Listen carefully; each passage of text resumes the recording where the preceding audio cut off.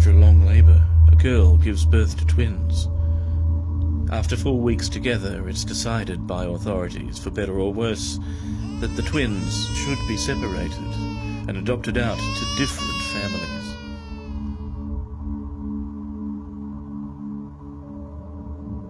When the twins finally reunited in 1979, they found they had an extraordinary amount in common, despite being apart for the past 39 years.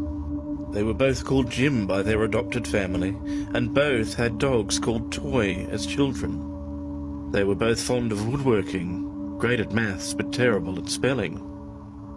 Later in their lives, they'd both married women called Linda, divorced them, and had new wives called Betty. They both named their first sons James Allen. They drove the same model car and smoked the same cigarettes and holidayed on the same beach in Florida. And both had jobs in law enforcement. Is it genetics? Is it coincidence? Or is it simply beyond unknown?